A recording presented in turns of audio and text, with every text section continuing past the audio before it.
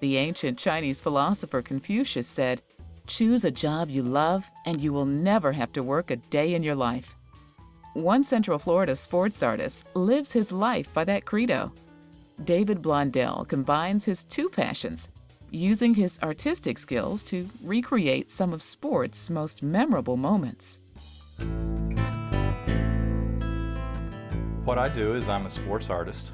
I do action portraits of players on different basketball teams primarily. I've done a lot of work with the Orlando Magic, and now I'm doing a lot of work with the University of Kentucky, where I'm from. How I put together a composition to bring it to life is you have to know what figures to put in what poses, and there's a lot of trial and error in that. As you're creating the composition, you do have to take into account a flow. Are you telling the player's story via their expressions, via their personality? I think a lot of that goes into a successful piece. The art process I use is quite tedious when you try to get the accuracy of a person's face. You have to be very accurate and careful with the drawing. As I'm closely painting someone's face, and I use a jeweler's loupe on top of their photographs, so I'll look at their picture, then paint, and go back and look and paint. And it's a very tedious back and forth process.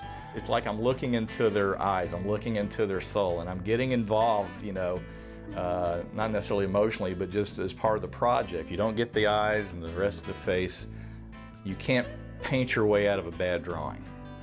And so for me, that's the key. It's just something I enjoy doing. I've been a big basketball fan, certainly growing up in Kentucky, you have to.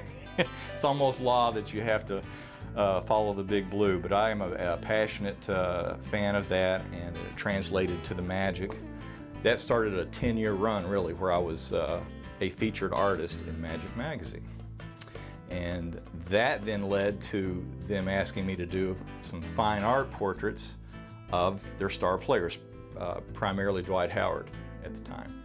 And fortunate enough to meet Dwight many times.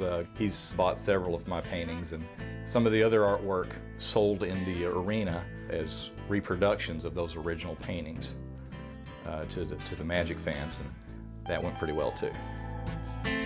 In 2012, I went to New Orleans for the Final Four, and I ran into Coach Joe B. Hall, who was I knew when I was in Lexington, and he put me in touch with Coach Calipari and the UK administration, and it's just been great. I've been very lucky to do several projects for them now. The time can go from very slow to very fast, depends on what kind of flow you get into, or if you make any mistakes. Certainly, that's the beauty about painting. You can always go back and paint over your mistakes. The 2012 artwork, it took about 8 months, start to finish. And it was a very tedious process because I had a lot of faces to paint. We did about, 17 figures as part of that composition. That went very well, and I've just completed a one for their 1978 championship team, which Coach Hall led, and Jack Gibbons.